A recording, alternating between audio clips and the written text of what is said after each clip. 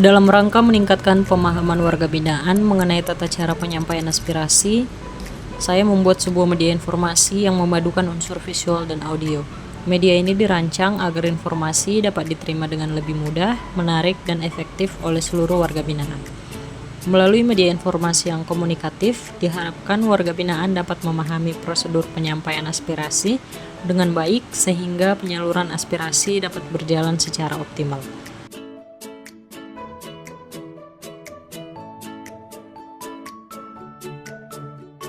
Halo Sobat Warga Binaan, pernah punya saran untuk kemajuan lapas kita?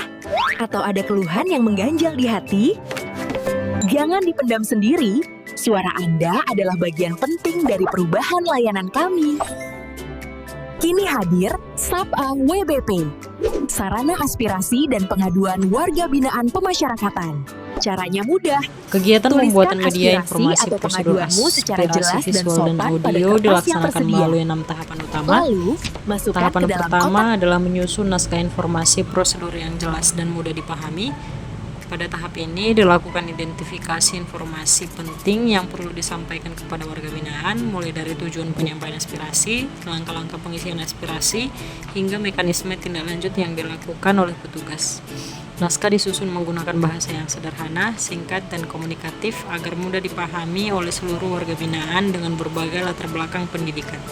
Tahap kedua yaitu mendesain poster infografis menggunakan aplikasi Canva.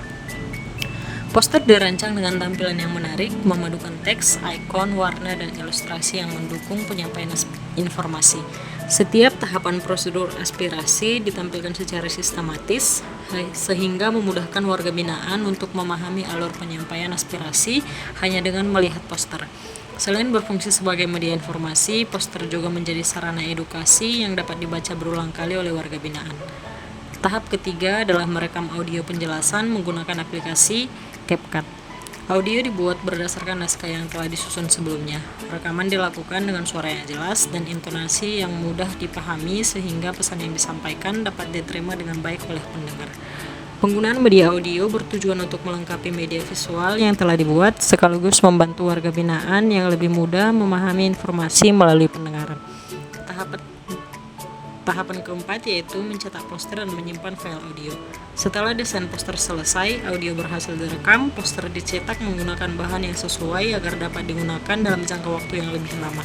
Sementara itu, file audio disimpan dalam format yang mudah diputar melalui perangkat elektronik yang tersedia.